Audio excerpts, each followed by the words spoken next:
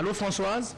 Françoise Bouela, si vous nous écoutez, J.R. Diakadi, Jirens Kelani, Jessica Bassele, vous pouvez prendre l'antenne pour nous parler justement de cette rencontre entre les chefs des différentes communautés et le président de la République, Félix-Antoine Tshisekedi Tshilombo, le garant de la nation et garant du bon fonctionnement des institutions de la République démocratique du Congo, commandant suprême des forces armées de la République démocratique du Congo et de la police nationale, qui va recevoir tout à l'heure. Françoise, je vous vois au travers ces images. Si vous pouvez nous décrire l'ambiance qui règne en ce moment avant que le chef n'arrive sur place. Blaise.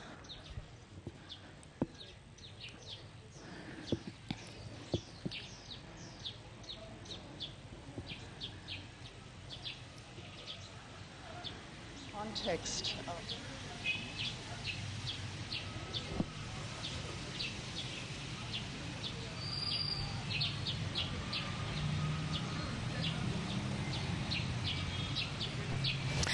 Blaise Bokokia, je crois que tout est revenu en ordre avec des petits soucis techniques, mais nous sommes en mesure d'assurer ce direct depuis la ville de Béni. Je le disais à l'instant, le chef de l'État séjourne dans cette ville depuis jeudi. Félix-Antoine Tshisekedi, depuis mardi exactement, merci.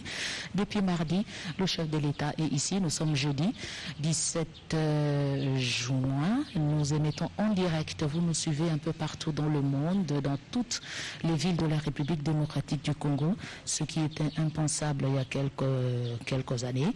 Et c'est finalement réalisé. C'est possible. La RTNC a déployé ses équipements pour assurer ce direct. Le chef de l'État, par respect des mesures barrières, vous savez, la troisième vague continue à faire des victimes en République démocratique du Congo de la Covid. Le chef de l'État a pris quelques mesures de renforcement du contrôle. Parmi ces mesures, le rassemblement sont interdits. Donc Félix-Antoine Tshisekedi ne pouvait pas faire un bain de foule, rencontrer la population qui s'était amassée au rond-point Nyamwisi pour entendre son message. Il a par contre tenu à organiser cet échange groupé avec différents groupes d'intérêt pour représenter la population de Béni dans son ensemble. Donc nous sommes en direct partout où vous nous suivez. J'ai mon masque, je serai obligée de l'enlever pour une bonne... Voilà, c'est bon. Merci Jessie. Je le disais, nous allons assurer ce direct en compagnie de deux confrères venus de la RTNC Goma. Nous avons Laurent Nyangue avec qui nous allons conduire ce direct en français. Bienvenue Laurent. Merci Françoise Bouela. Bonjour à tous les téléspectateurs de la radio-télévision nationale congolaise en direct de Béni. Béni, une ville bénie. Et nous sommes ici, comme vous l'avez dit, avec le chef de l'État qui est venu compatir avec toute la population de ce coin, de la République démocratique du Congo. Merci Laurent. Nous avons aussi Michel Motabesha qui va assurer la retransmission en Swahili. Michel Abari.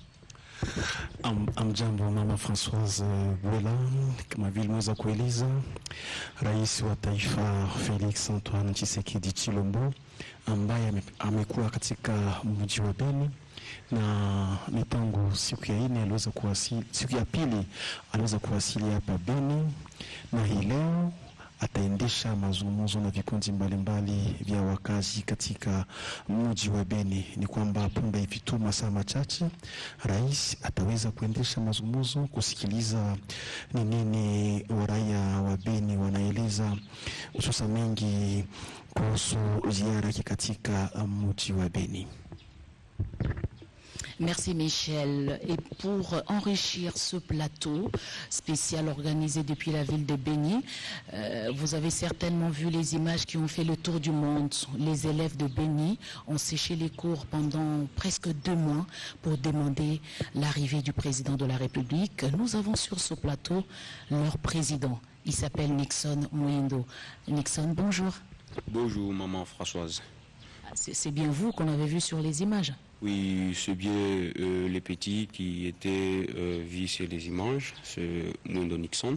Nous étions en train de réclamer l'arrivée du chef de l'État et voilà, il est là. C'est pour cela que les élèves depuis avant-hier se sont bien mobilisés pour venir accueillir chaleureusement le chef de l'État. Vous êtes des enfants, il y a eu des interprétations sur votre geste. Comment vous réagissez?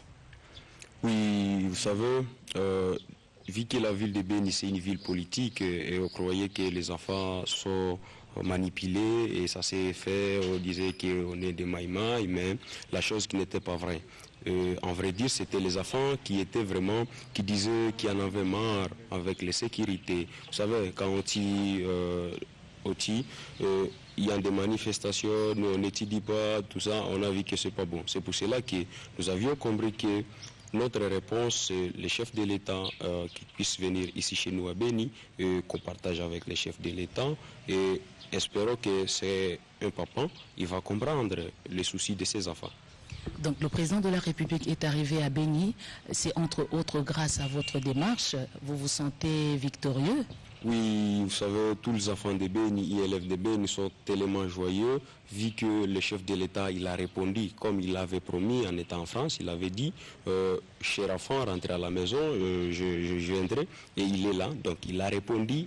Ce message ne vous avait pas découragé? Vous ne vous êtes pas senti abandonné? Oui, vous savez, il est notre président, et il est aussi président de l'Union africaine. Nous avions compris qu'il a plusieurs tâches à accomplir dans l'Afrique et dans la nation. Nous avons écouté, nous avons rentré, malgré il y a eu certains incidents que nous avions pu enregistrer. Nous n'avons pas été déçus et c'est pour cela qu'on est là. Si on devrait être déçus, on ne devrait pas venir l'accueillir chaleureusement. L'idée est venue de qui? De sécher les cours?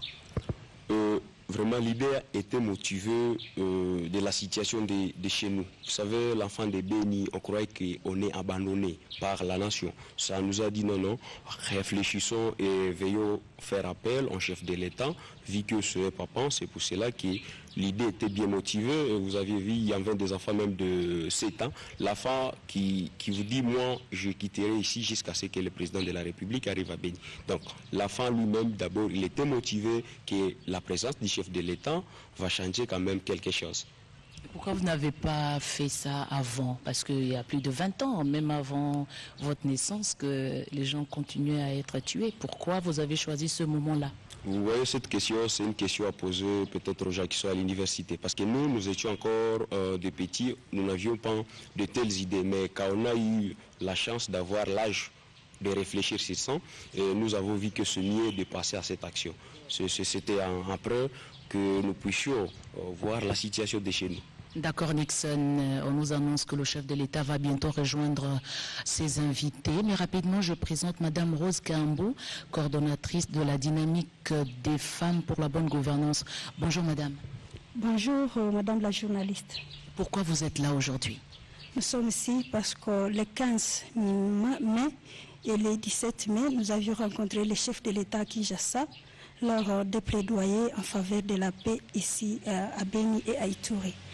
Et nous lui avons à l'occasion transmis les besoins de la population de le voir ici à Béni, tout comme à Ituri. Maintenant, il est là, comme qui dirait à Lingala, Papa et Nzalesili. Papa et Nzalesili, qu'est-ce que vous attendez du chef de l'État? Nous attendons de lui la paix. C'est l'Injala dont je parlais.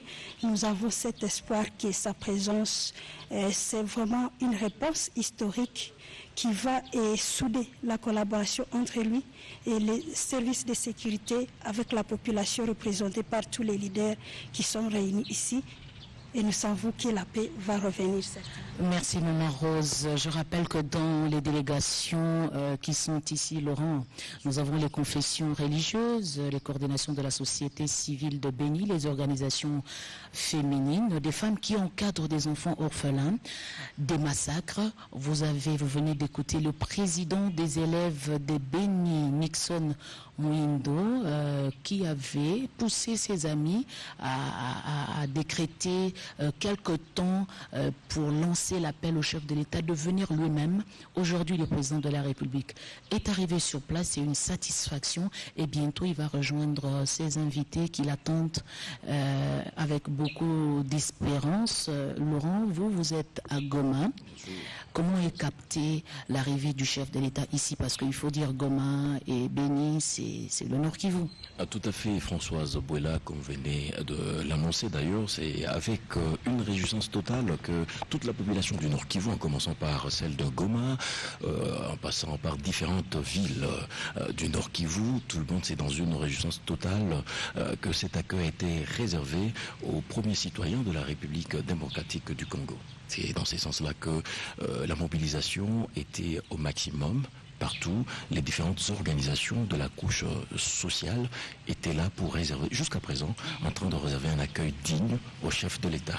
Merci Laurent. Michel, le Swahili.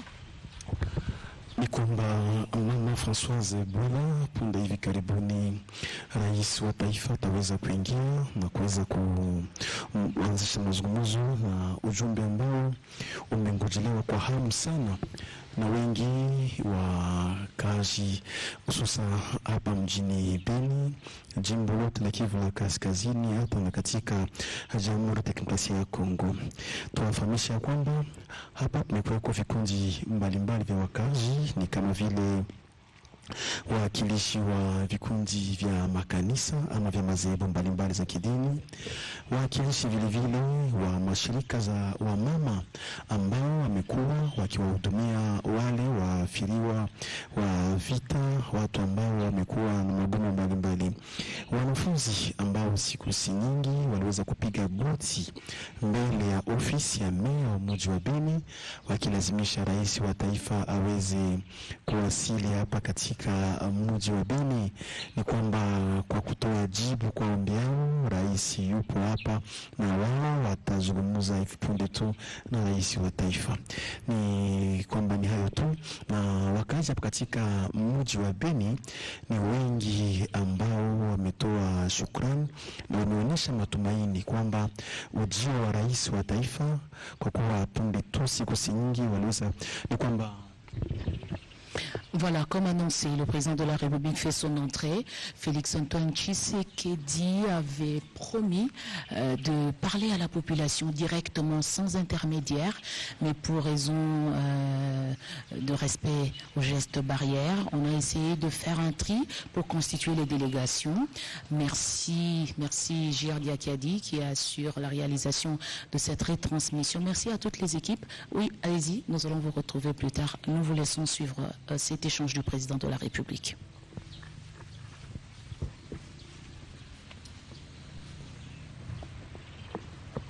Voilà.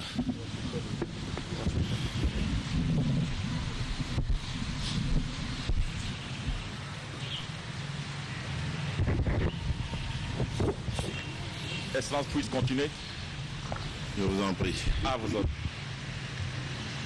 Monsieur le Président de la République démocratique du Congo, chef de l'État, commandant suprême des forces armées de la République démocratique du Congo et de la police nationale congolaise.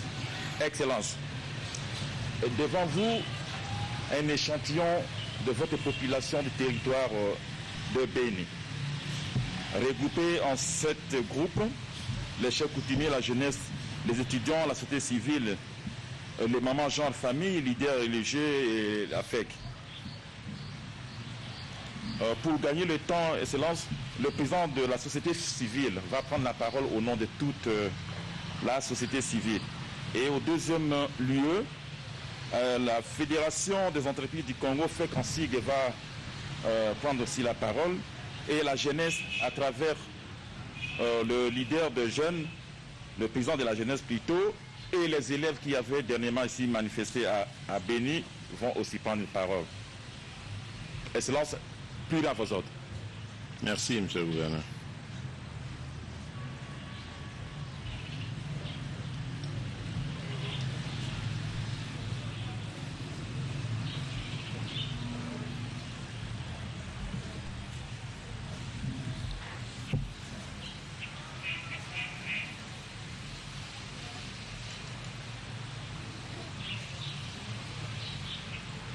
C'est à qui le tour?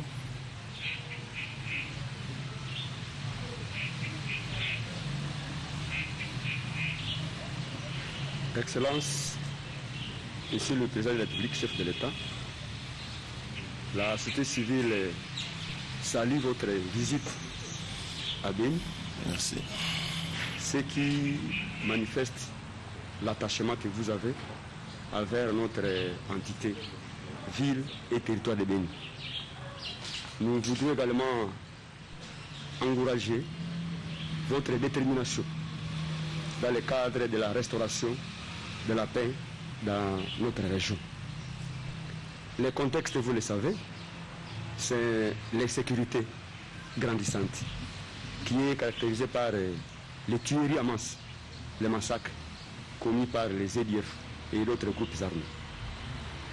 Vous aviez lancé les opérations militaires depuis octobre 2019. Nous avons vu comment ces opérations se sont déroulées. Et la ville de Béni a été à l'abri depuis 2020 jusqu'à aujourd'hui, à l'abri des incursions, des attaques des EDF. En tout cas, on vous remercie pour cela.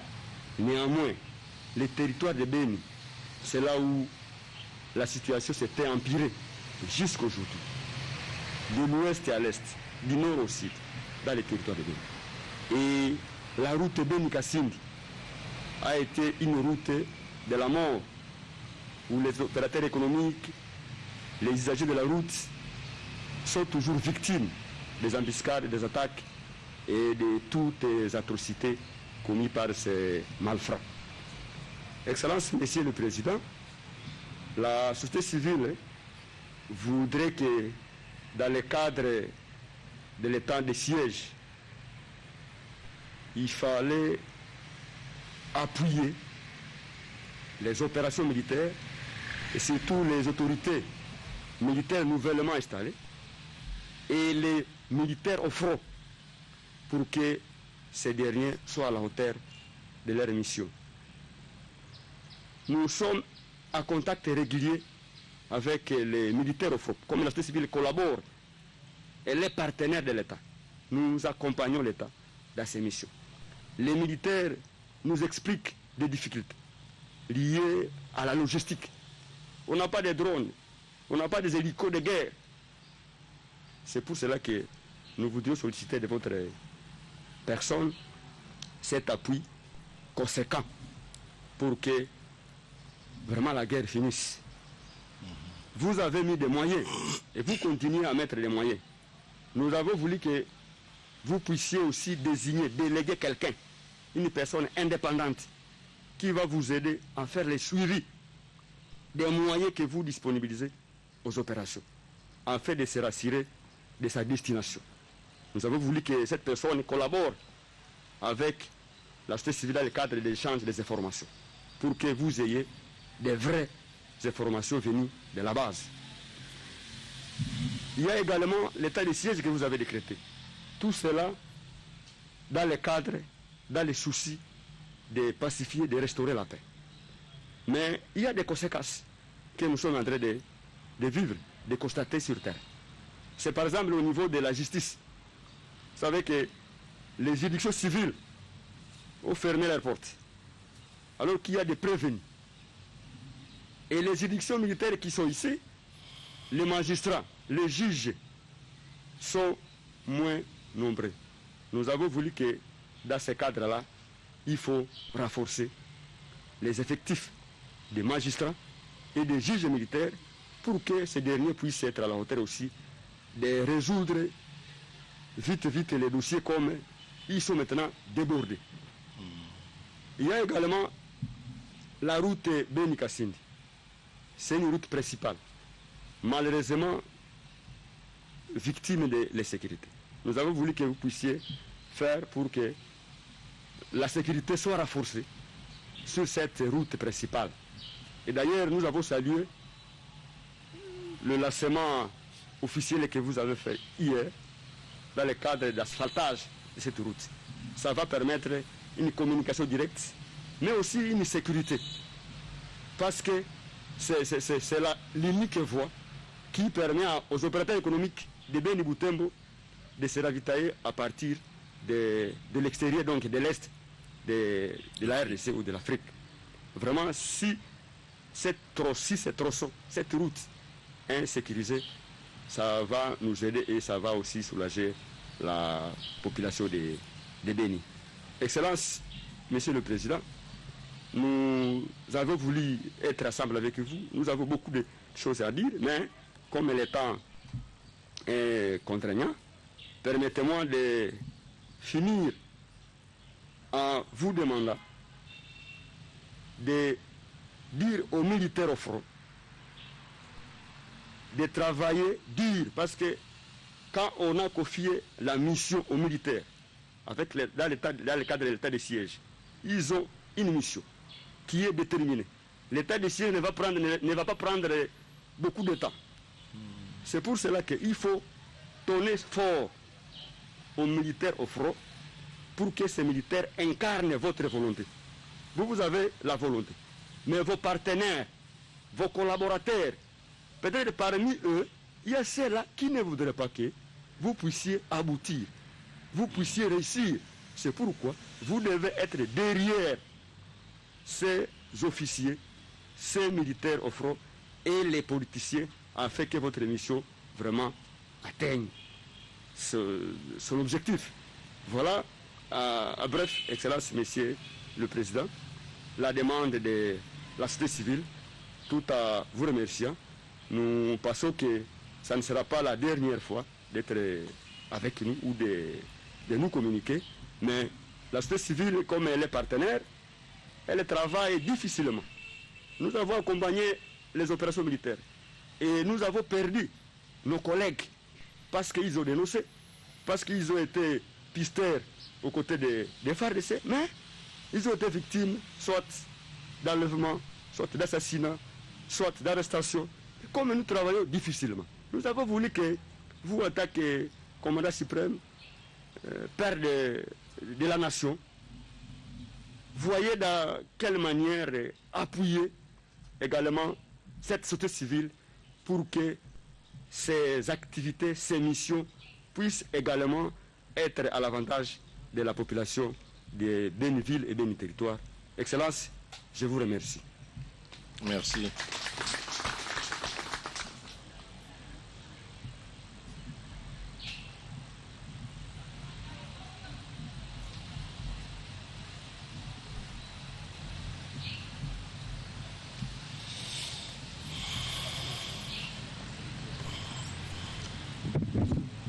Excellence, Monsieur le Président et chef de l'État, votre présence à Goma, à Béni et bientôt à Nitori est non seulement la preuve de votre attachement au contrat social signé avec le peuple, mais surtout le témoignage de votre qualité de beau père de famille qui n'abandonne jamais ses enfants et qui est prêt à tout sacrifier pour venir personnellement réconforter sa population en détresse. Excellence, veuillez trouver ici l'expression de notre profonde gratitude. Nous allons seulement vous dire les points puisque nous avons déjà les mémos entre votre mains. Ici, nous avons surtout besoin des plans sécuritaires, si ça peut nous aider, surtout pour nous les opérateurs économiques, pour que nous puissions bien travailler. Nous avions besoin de l'infrastructure, que hier vous aviez déjà fait les premiers pas. La route, l'électricité et l'amélioration des climats des affaires entre nous. Nous avons besoin de sécurité aussi pour l'agriculture, sinon on ne sait pas aller au champ s'il n'y a pas moyen d'y aller puisqu'il y a les aides finales à l'intérieur. Sur les 5 points que j'ai énumérés ici, on a développé ça dans les mémos qu'on va vous montrer et nous vous disons merci de pouvoir venir pour nous. Nous terminons par là. Merci. Merci.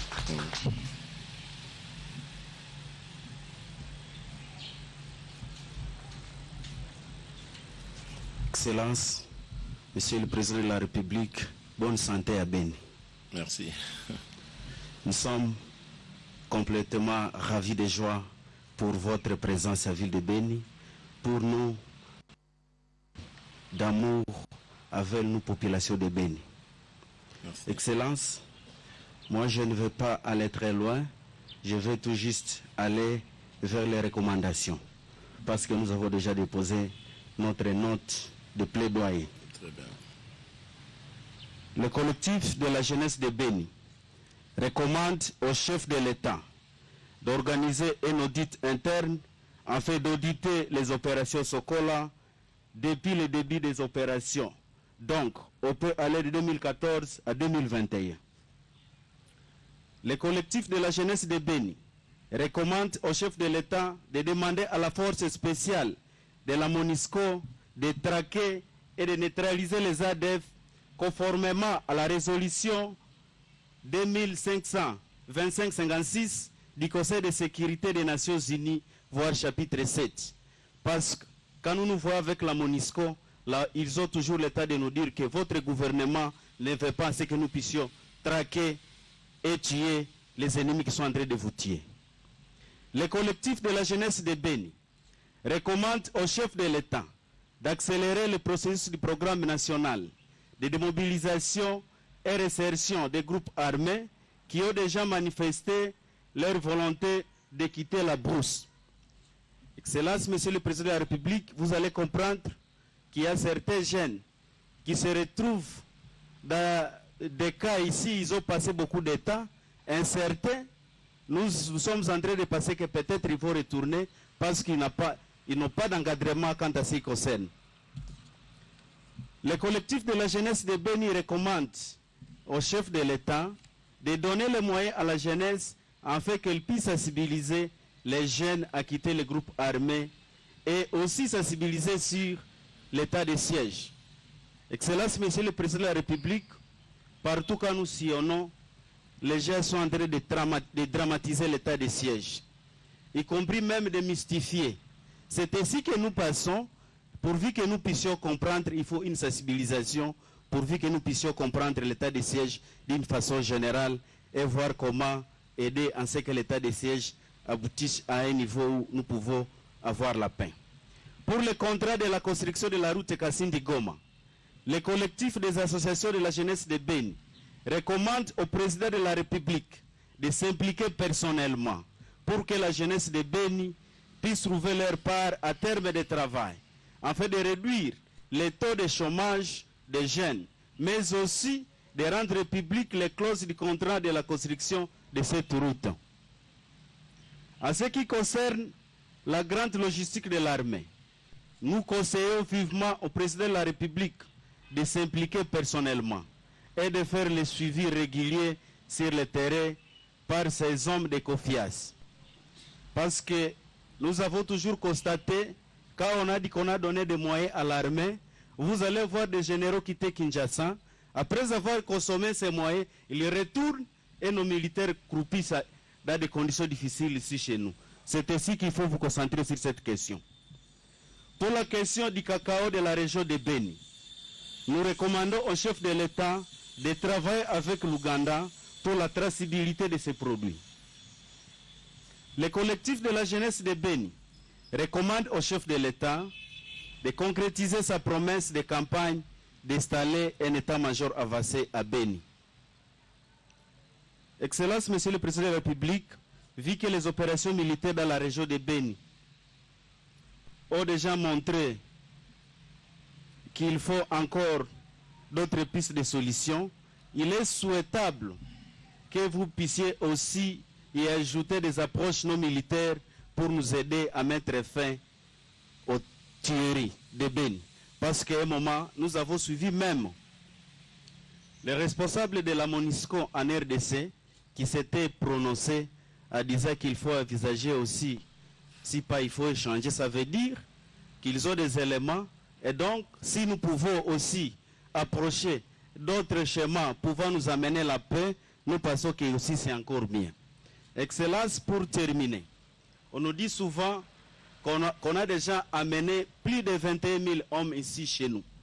Mais quand nous observons, nous ne savons pas et nous ne sommes pas disposés à dire oui que les 21 000 hommes existent chez nous.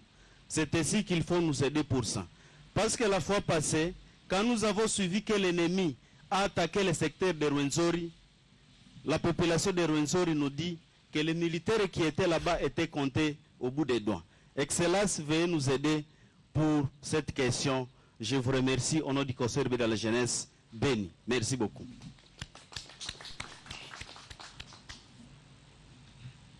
Merci. Excellence, nous avons parmi nous les élèves qui avaient manifesté dernièrement. Vous pouvez aussi les écouter. Si Bien sûr.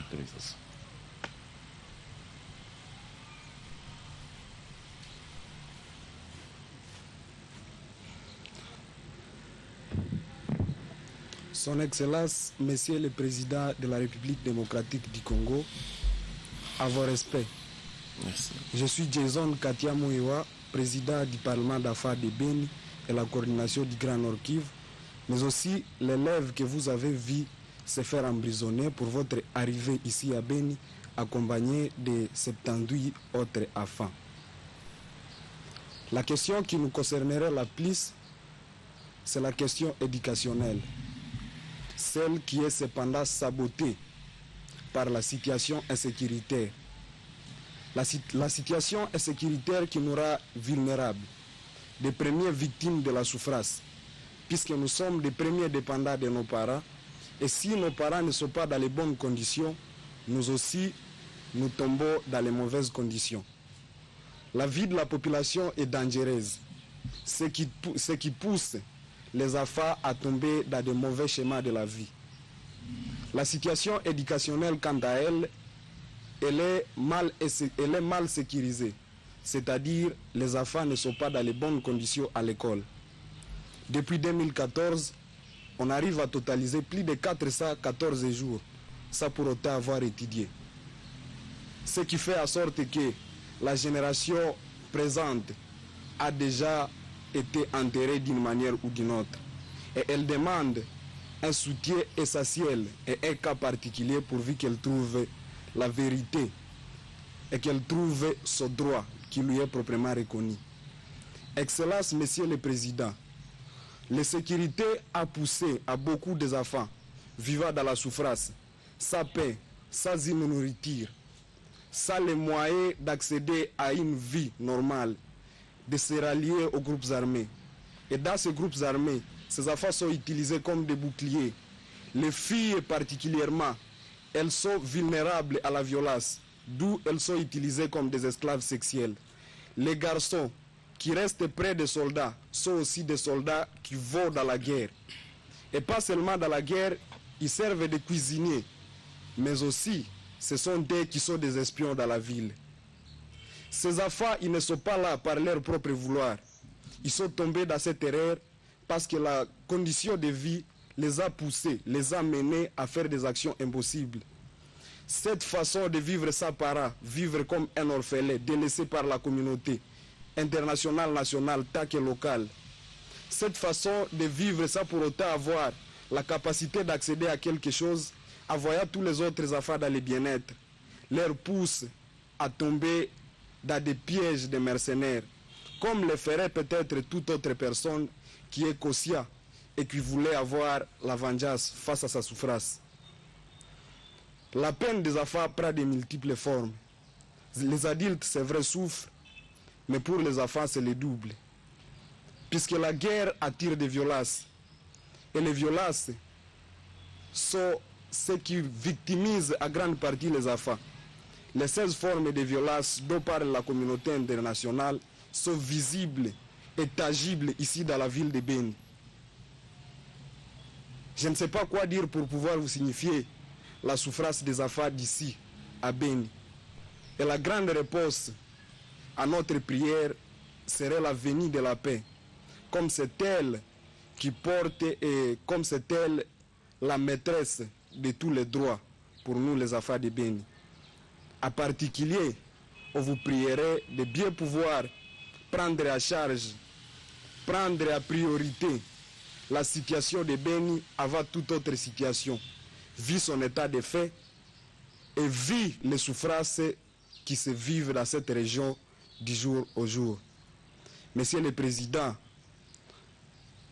je vous supplie de bien vouloir agréer la majorité des paroles des enfants de Beni et de bien vouloir accompagner le fait que les enfants de Beni ont passé 8 jours et nuits priant que leurs rêves soient une réalité, de bien vouloir les remettre dans une route où ils pourront continuer en espérant avoir une vie paisible et en espérant vivre dans la réalité des faits.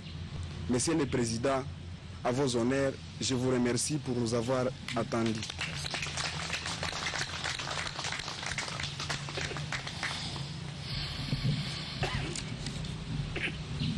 C'est bon? Ok. Voilà. Excusez-moi d'être un petit peu bouleversé. Le jeune homme m'a vraiment saisi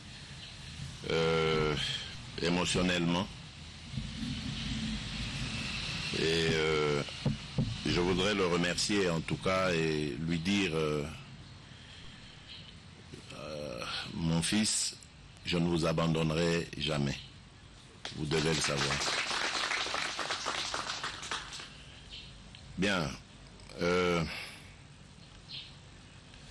D'abord, permettez-moi à travers vous en tout cas, de présenter mes excuses à toute la population de Béni pour avoir finalement annulé le meeting populaire que je devais tenir. Je remercie les uns et les autres ici, particulièrement les chefs coutumiers, les représentants d'associations qui avaient mobilisé énormément ces 2 derniers jours pour cet événement. Mais comme vous le savez, il y a quelques jours, j'ai adressé à la nation un message à propos de la recrudescence de la pandémie de Covid qui fait des victimes en grand nombre dans notre pays. La 3e vague est beaucoup plus virulente que les 2 précédentes. Et d'ailleurs, il y a quelqu'un qui devait d'ailleurs arriver ici comme administrateur parmi les nouveaux que j'ai désignés pour gérer l'état de siège, qui malheureusement est décédé, paix à son âme.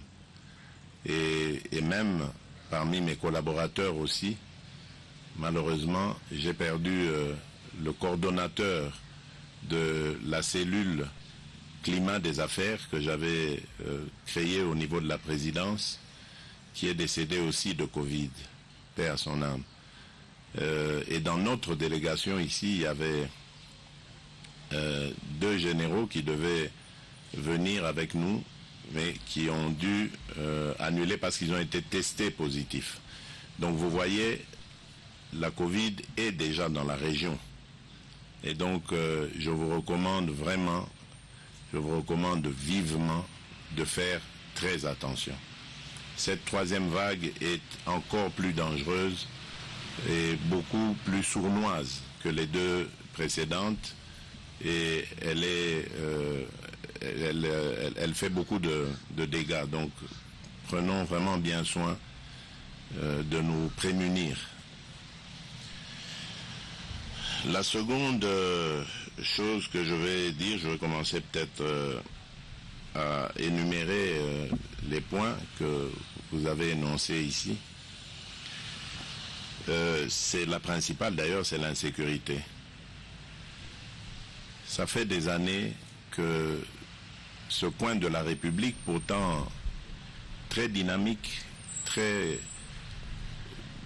engagé, très déterminé, très entreprenant, est en proie à la violence. Et au-delà de la ville de Béni, il y a le territoire et même au-delà du territoire. Je suis conscient des difficultés et vous devez savoir que la situation, elle est très complexe.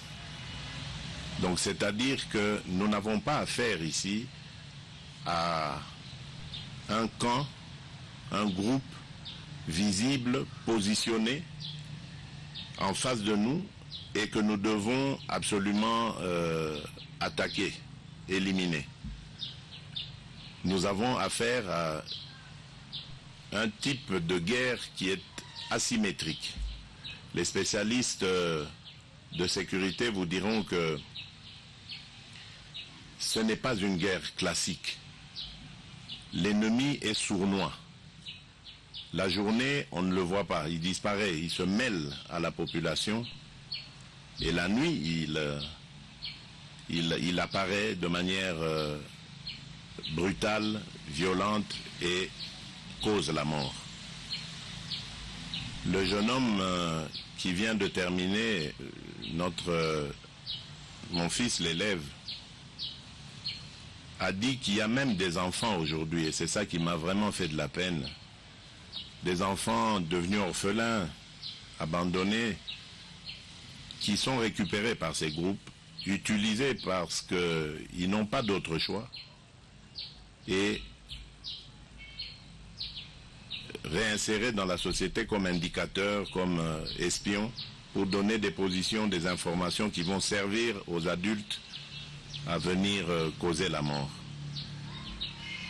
C'est compliqué, mais en tant que responsable de ce pays, de cette armée, je peux vous dire que ça ne va pas du tout me décourager. Ma détermination s'en trouve encore d'ailleurs plus décuplée, parce que je vais en finir avec ces gens qui sont doublement criminels, parce qu'ils ne se contentent pas seulement de donner la mort, mais en plus ils sont en train de détruire des générations entières de Congolaises et de Congolais qui doivent servir cette nation demain. Et ça, c'est inadmissible. Nous utiliserons tout ce qu'il faut comme moyen pour éradiquer ce cancer. Vous avez vu tout à l'heure, j'ai réuni les responsables militaires, les responsables de sécurité. Nous avons discuté. Évidemment, je ne vais pas vous faire le compte-rendu de nos discussions parce qu'il y a eu beaucoup de stratégies et de tactiques. Je peux vous garantir que nos forces armées vont monter en puissance de plus en plus. Vous avez évoqué l'état de siège, je l'ai entendu à plusieurs reprises. L'état de siège, rassurez-vous, n'a pas été décidé pour vous embêter. Loin de là. À un moment donné, il fallait une prise en main musclée, telle que seuls les militaires sont capables de le démontrer. Votre gouverneur, que je vois ici, qui est un homme que j'apprécie énormément et dont j'appréciais d'ailleurs le travail, il le sait. À chaque fois que je le recevais à Kinshasa, je le lui disais, il avait mes encouragements. Votre gouverneur, disais-je, n'a pas été désavoué, loin de là. D'ailleurs, dès que l'état de siège prend fin, et j'espère le plus tôt possible, il sera réhabilité, sans aucun problème. Parce que c'est un homme en qui j'avais confiance et que j'appuie personnellement, il le sait. Je ne le dis pas pour le flatter, il le sait. Mais il fallait que nous ayons un militaire. Vous savez qu'un gouverneur, c'est le représentant du président de la République. Et vous avez évoqué ici, avec raison d'ailleurs, la situation de notre armée. La manière dont nos militaires sont pris en charge, organisés, structurés. Quelqu'un a même donné des chiffres et j'ai apprécié. C'est vrai, il n'y a pas 21 000 hommes ici. C'est vrai, vous avez raison. Il n'y en a pas. Il n'y a pas 21 000 hommes. Donc tout ça, diriger ça de Kinshasa, c'était compliqué. Et le gouverneur, Carly Kassivita, qui est un civil, ne pouvait pas non plus forcément avoir accès à toutes ces informations. Donc il fallait un représentant du président de la République qui soit militaire pour percer ces secrets, ces confidences, ces magouilles, disons même ça comme ça, ces magouilles. Parce qu'il y a des gens qui trouvent plaisir à jouer avec la vie des autres pour leurs propres intérêts. alors il n'y avait pas meilleure personne qu'un militaire de probité avérée, un homme à l'expérience qui n'est plus approuvé, pour justement m'aider à régler ce problème-là. Et donc, c'est pour ça que je vous dis, votre armée, notre armée nationale, va monter en puissance de plus en plus dans les jours, les semaines et les mois à venir, grâce justement à cette décision. Et dès que les résultats seront obtenus, le gouverneur, son adjoint, seront appelés à d'autres missions. Et le gouverneur qui était là, qui faisait fonction avant, Carly Cassivita, va reprendre sa mission normalement telle que dévolue par la Constitution. Donc, vous n'avez pas à vous détourner de l'état de siège. Et je suis d'accord avec le représentant de la jeunesse. Il faut qu'on y réfléchisse, monsieur le gouverneur militaire, à utiliser les jeunes, à leur donner davantage de moyens pour qu'ils sensibilisent, surtout les jeunes comme eux, à comprendre la nécessité de cet état de siège. Vous devez aller vers les gens, rencontrer-les, parler avec eux, parce qu'évidemment, vous le savez, le succès des opérations militaires n'est pas souhaité par tout le monde. Même par des Congolais, c'est ce qui me choque. Et pire même par des habitants de cette région. Il y en a qui combattent cela, qui veulent que la violence continue. C'est inexplicable.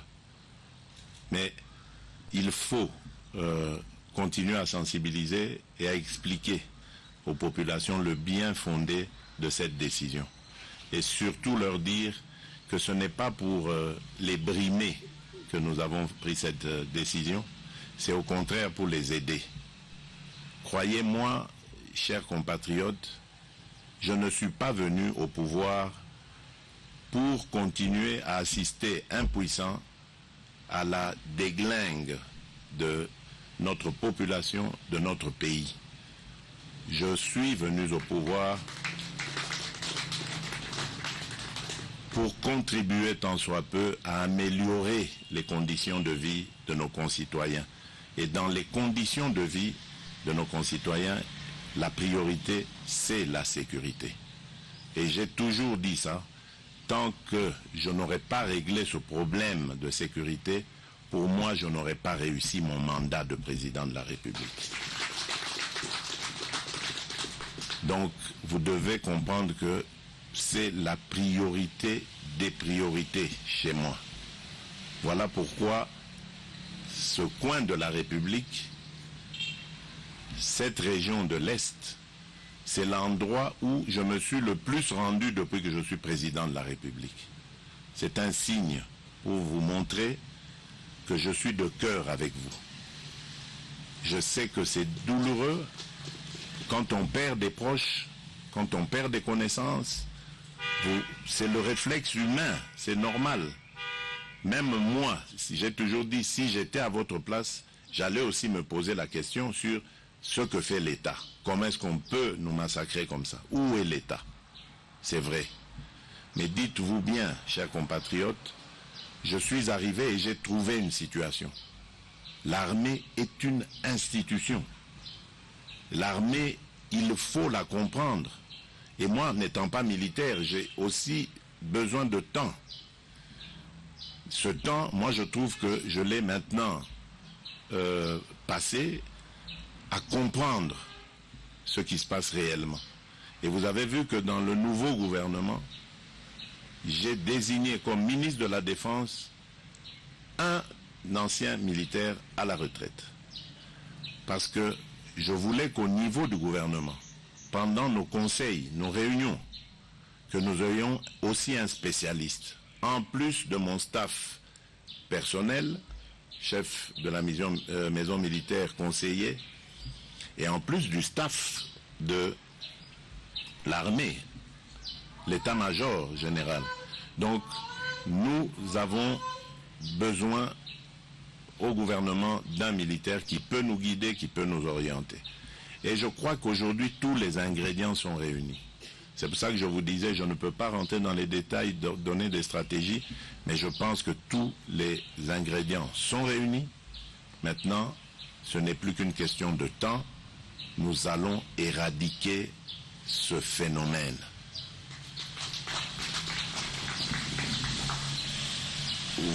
Vous avez fait allusion à ma rencontre hier avec mon homologue ougandais. Il a aussi été question de sécurité. Et là, nous avons décidé de conjuguer nos efforts, ougandais et congolais, mais d'aller au-delà. Et ce n'est même pas une demande venue de moi, mais du président ougandais lui-même, qui a dit élargissons même cette collaboration à toute la région. Donc tous les pays de la région. Et ceux venus de loin aussi, et j'en profite là pour rendre hommage à nos frères sud-africains, malawites et tanzaniens qui ne sont pas à côté ici, mais qui ont envoyé des forces dans ce qu'on appelle la FIB, la brigade d'intervention rapide. Et hommage spécial à nos frères kenyans qui, eux, ne sont même pas de la SADC, parce que les 3 autres pays étaient de la SADC, la décision avait été prise au niveau de la SADC, dans laquelle la République démocratique du Congo participe, est membre. Mais là, le Kenya a pris aussi soin de répondre présent à l'appel que la communauté internationale avait lancé pour renforcer la FIB, renforcer les forces nationales, les FRDC, et aider à éradiquer tous ces phénomènes de groupes armés. Donc, vraiment, nous sommes parés aujourd'hui. Nous sommes parés pour nous attaquer de manière radicale et efficace à cette gangrène qu'est les ADF. Et je profite de l'occasion parce que vous représentez le peuple de Béni pour vous demander vraiment avec insistance de collaborer avec les forces armées et les forces de la police. Ne doutez pas d'elles. Ne vous méfiez pas d'elles. C'est vrai que par le passé, il y a peut-être eu des fautes. Mais aujourd'hui, notre devoir a été de réparer ces failles qui les ont poussés à la faute, pour leur permettre de ne s'occuper que de leur mission. C'est parce qu'on les abandonne, quelqu'un l'a dit ici avec raison d'ailleurs. C'est parce qu'on les abandonne, on les néglige. Et ce sont des êtres humains. Vous les mettez dans des conditions difficiles. Mais ventre affamé n'a point d'oreille, dit-on. Comment voulez-vous leur exiger le maximum de rendement? C'est pas possible. Donc nous veillerons à cela, et c'est pour ça encore, je parlais d'état de siège, de la désignation d'un militaire à la tête de la province, c'est pour ça. Parce que lui, il sera chargé de cela, d'être au courant de tout ça, et de me tenir au courant, parce que c'est le représentant personnel et direct du chef de l'État ici. Voilà pourquoi j'ai militarisé un peu la gestion de la province. Vous allez m'en excuser, c'était assez brutal, mais c'est un mal pour un bien. Parce que le but recherché, c'est votre sécurité, votre bien-être. Et croyez-moi, je suis votre premier partenaire pour ça. Croyez-le. Alors, le deuxième phénomène là-dedans, toujours dans la sécurité, ce sont les groupes armés locaux, composés de nos compatriotes, qui, pour aussi des raisons de désespoir, des raisons de manque de visibilité, manque de débouchés, pensent que les groupes armés, c'est la solution. Ce n'est pas la solution. Parce que finalement, dans les groupes armés aussi, on n'a pas de débouchés, autre que celui de faire du tort, de prendre des biens, des biens qui ne vous appartiennent pas, de faire d'user de son pouvoir que l'on détient au bout du fusil pour se faire le droit sur les autres semblables, les autres individus. Ce n'est pas une solution. Et voilà pourquoi je peux vous garantir que le processus DDR sera mis en marche très bientôt. Normalement cette semaine, malheureusement je ne suis pas à Kinshasa, mais il était question que les animateurs soient désignés. Et la bonne nouvelle ici, c'est que nous avons déjà pour commencer,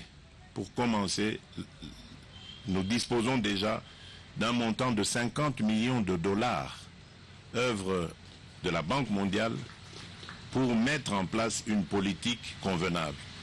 Et plus cette politique va marcher, plus nous aurons encore des moyens, parce que les promesses sont là, les engagements aussi, pour notre politique.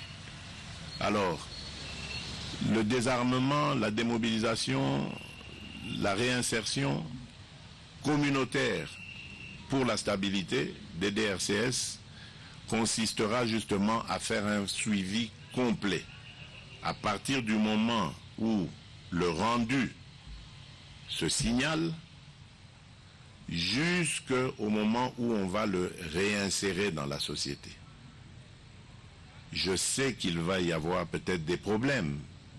Il y a des gens qui vont reconnaître leurs anciens bourreaux, des victimes qui vont reconnaître leurs anciens bourreaux, sûrement.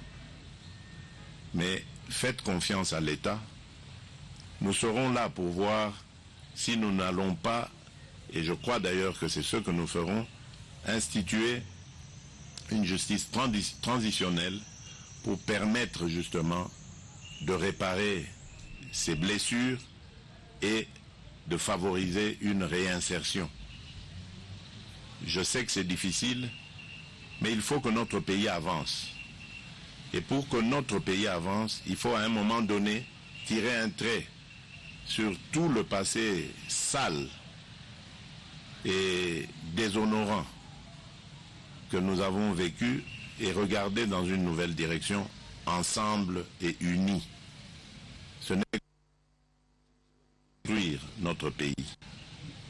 Et moi j'apprécie énormément cette partie de la République parce que je suis sûr que si on vous met dans les meilleures conditions, vous allez être les meilleurs au niveau des performances économiques.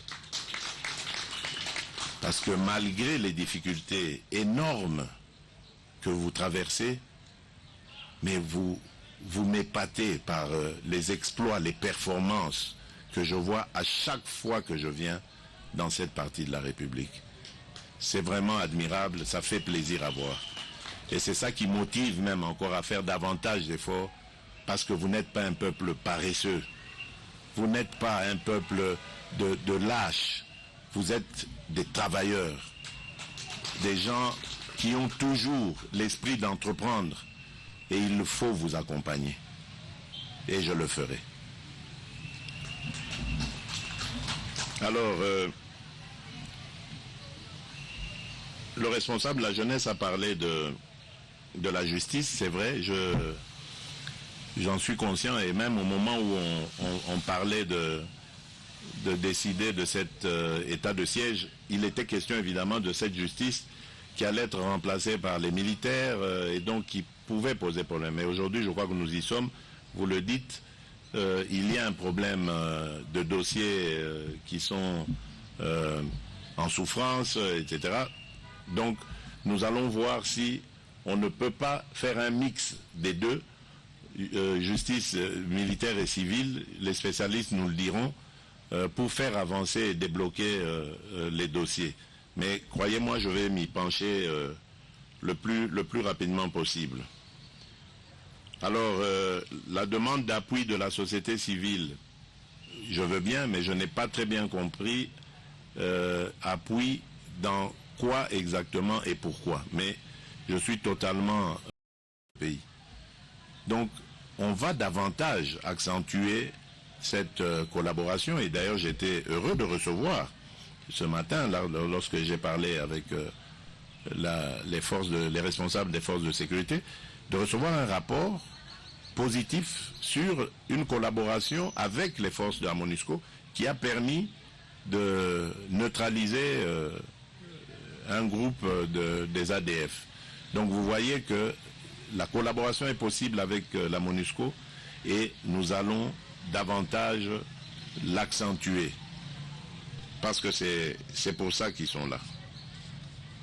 Alors le DDR, je l'ai dit, nous allons très bientôt désigner les animateurs, donc vous serez au courant et vous pourrez ainsi approcher ces personnes. Je vous le recommande en tout cas, il faut les voir, il faut les aider, mais également faire le travail contraire, c'est-à-dire voir nos frères et sœurs, s'il y en a, qui sont partis, qui ont gagné les groupes armés, les voir, leur parler et leur demander de quitter ces activités. Le Congo a besoin de sa jeunesse. Et dites-vous bien, même si vous avez raté votre parcours scolaire, ce n'est pas grave. Vous n'êtes pas à jeter dans la poubelle. Vous valez quelque chose. Vos mains valent quelque chose. Vos jambes valent quelque chose. Votre cerveau vaut quelque chose. Tout le monde n'est pas appelé à terminer forcément ses études, à faire de brillantes études.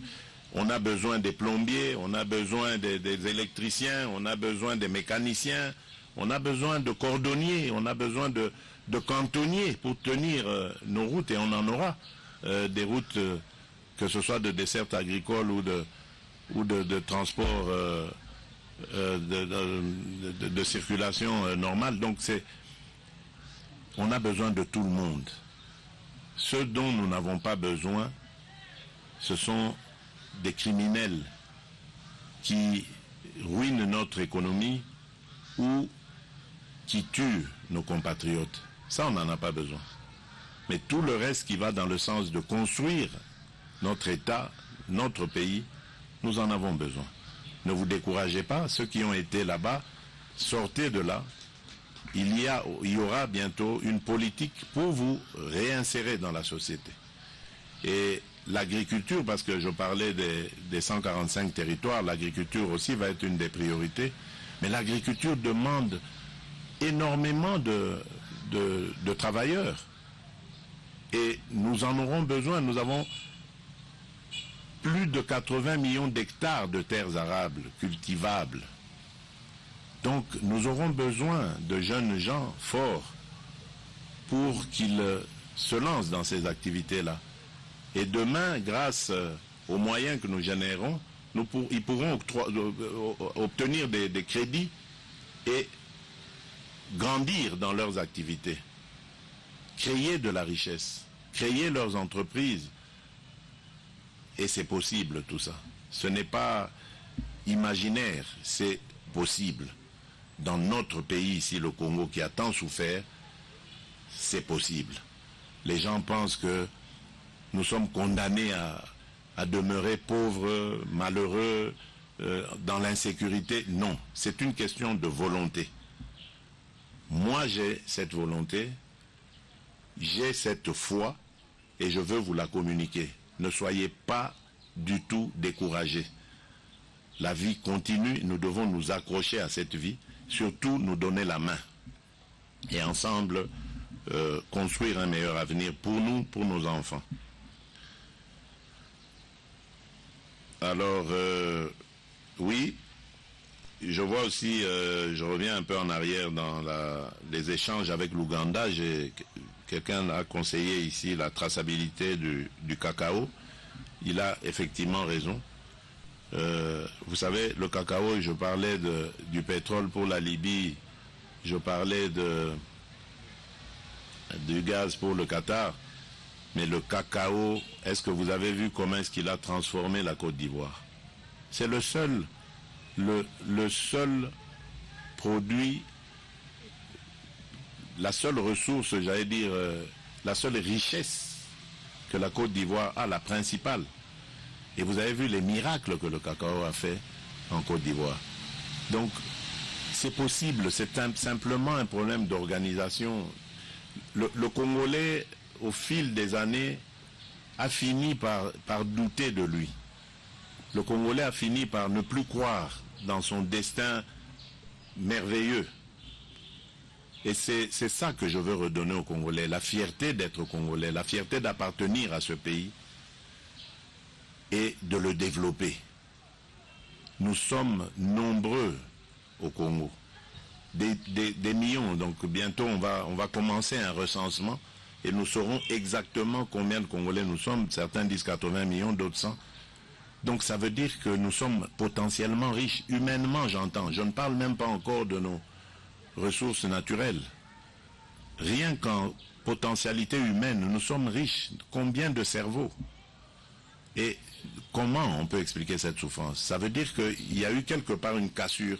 On ne croit plus. Les Congolais ne se soutiennent plus les uns les autres, ne s'aiment plus.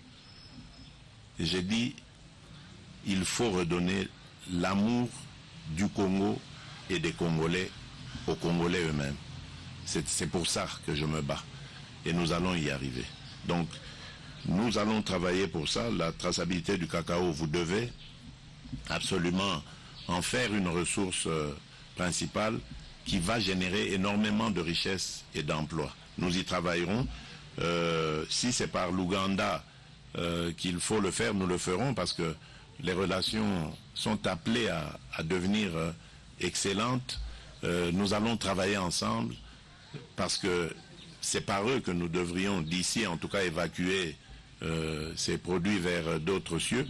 Donc nous sommes obligés de nous donner la main et de travailler de concert. Alors pour finir, oui, je voulais d'abord demander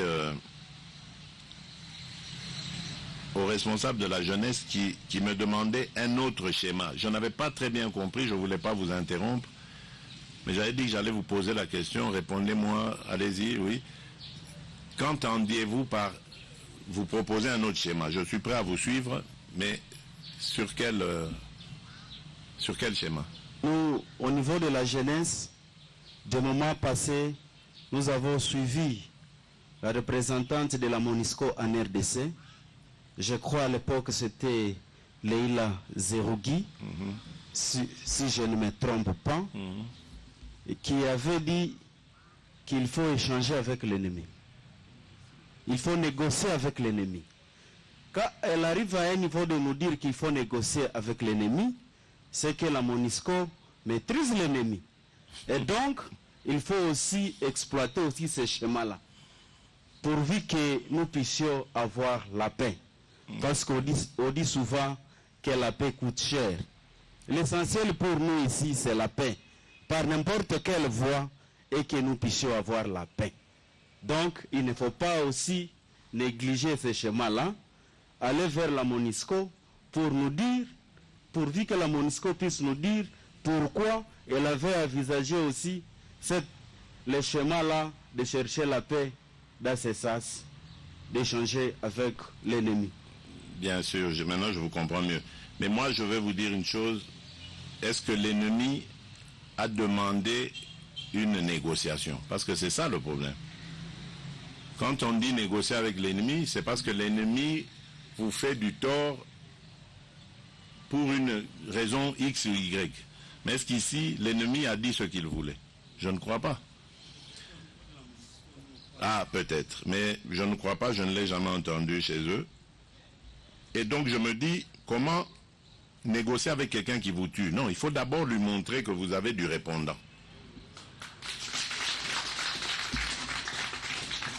Et si en le contrant, vous commencez aussi à lui faire du tort, ce sera à lui de demander maintenant de discuter. Alors peut-être là, on peut voir. Parce que nous n'avons rien fait à ces gens-là. Alors, au nom de quoi nous on va négocier? En plus des massacres qu'ils occasionnent dans nos rangs. Non. Je crois que nous devons d'abord leur montrer de quoi nous sommes capables et on verra.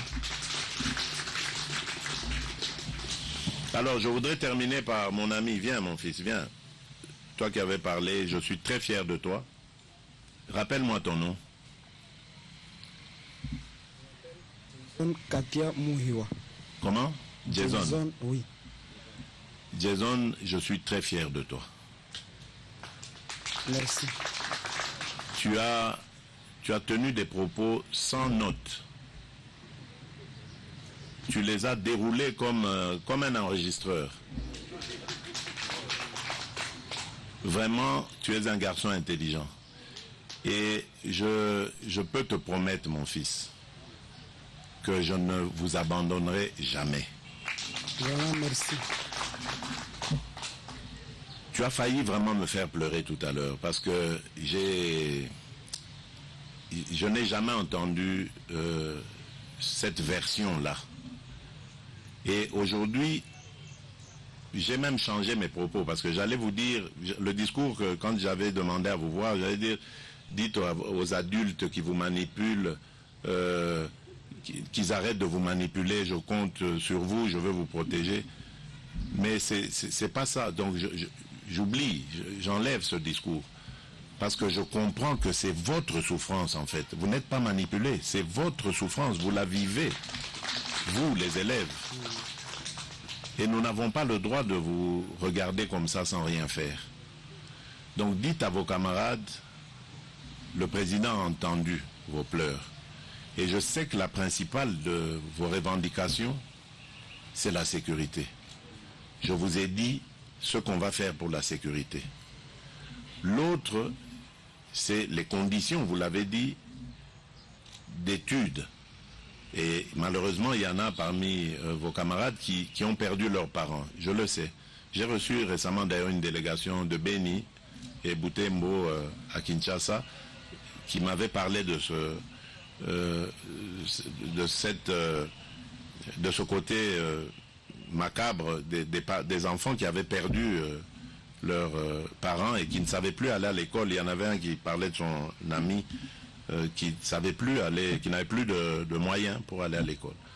Donc ça j'ai compris et je crois que la réponse ce sera la gratuité de l'enseignement que nous sommes en train de mettre en place de manière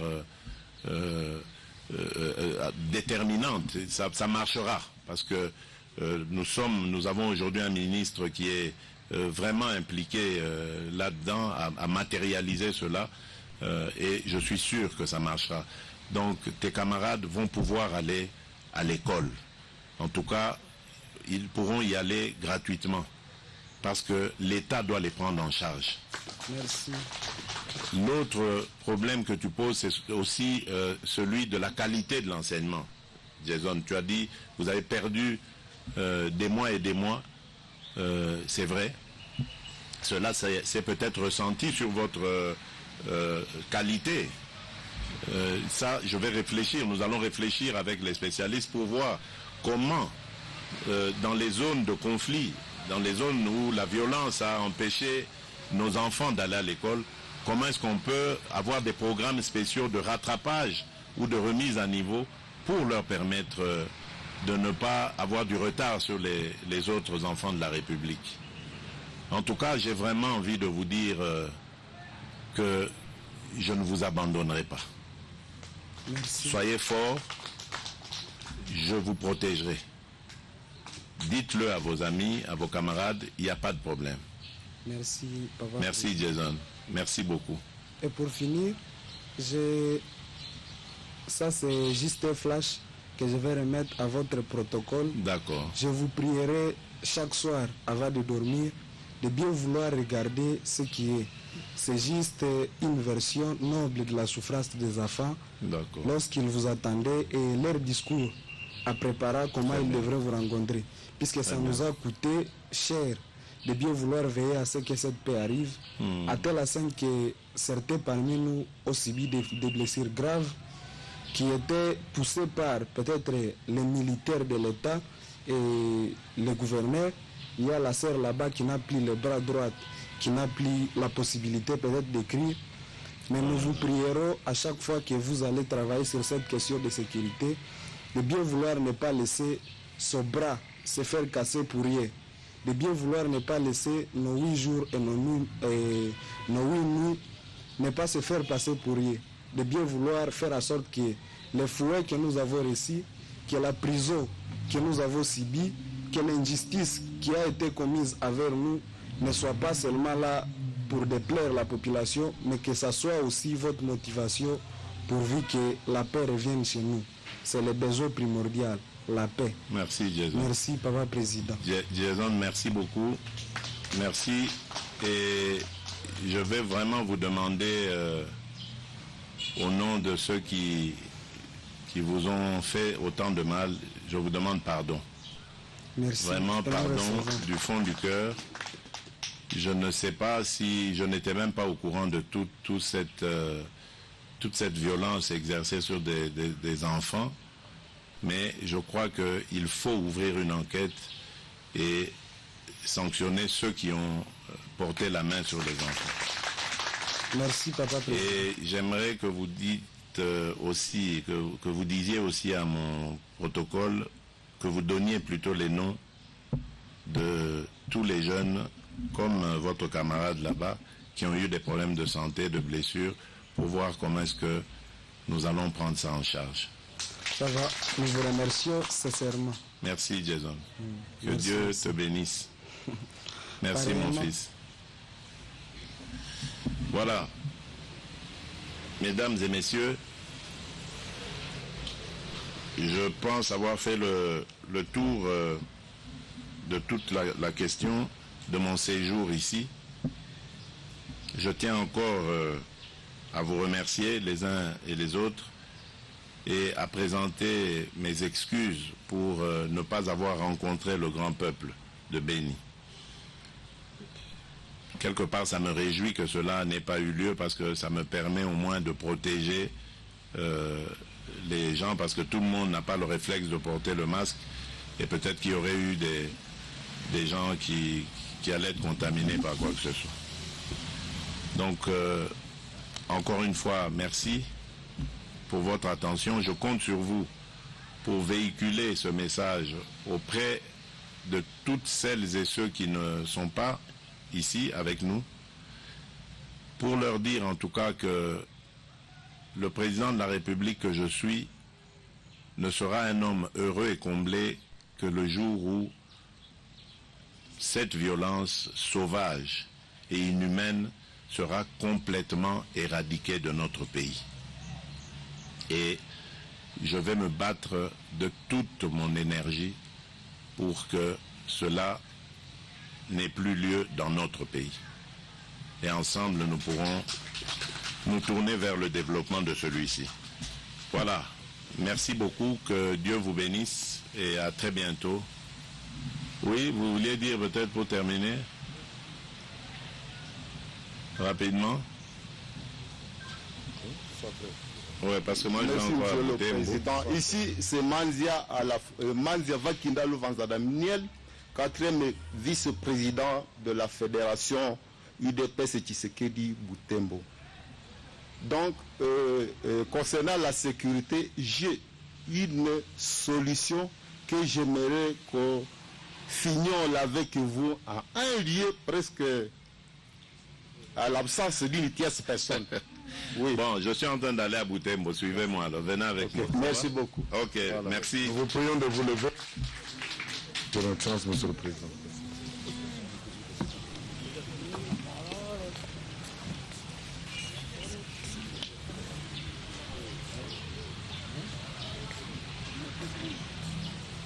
Quand il y a voilà.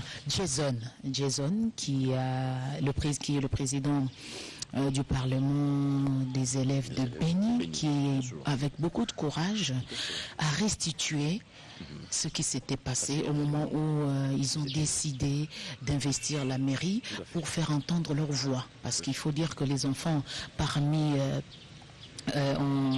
sont parmi les délégations retenues ici, pour finalement faire comprendre au chef de l'État ce qui s'était passé. Comme les images le témoignent, le chef de l'État s'est rapproché d'un des élèves, la fille beaucoup plus, qui s'est retrouvée avec un bras cassé. Donc ce sont comment on pourrait dire, certaines bavures des services publics, une déviation. Et le chef de l'État ne s'est pas voilé la face, il a dit devant tout le monde que les services de sécurité sont autant justiciables que tout autre Congolais. Face aux excès, il faut sévir. Je crois que la justice va s'investir pour que les auteurs de ces actes condamnables vis-à-vis des enfants qui n'étaient pas armés, qui n'avaient que la bouche pour réclamer les meilleures conditions de sécurité. Donc le message de Jason a beaucoup ému le président de la République. Et il a fait même appel à Jason pour qu'il revienne devant le micro s'expliquer clairement sur cette situation. Exactement. Donc c'est que les gens avaient entendu. Le chef de l'État l'a reconnu humblement que les emprisonnements, ce n'était pas une fabrication, c'est des faits avérés. Et humainement, c'est ça l'attitude, c'est le courage de reconnaître quand les choses n'ont pas bien marché, de réparer pour qu'il y ait équité, qu'il y ait justice. Voilà, Laurent. Il y a eu aussi les opérateurs économiques qui ont salué le lancement des travaux sur la route de Kassendi, parce que le chef de l'État, dans son intervention, a expliqué sa nouvelle stratégie. On se fait la guerre alors qu'on ne s'est pas choisi d'être voisin.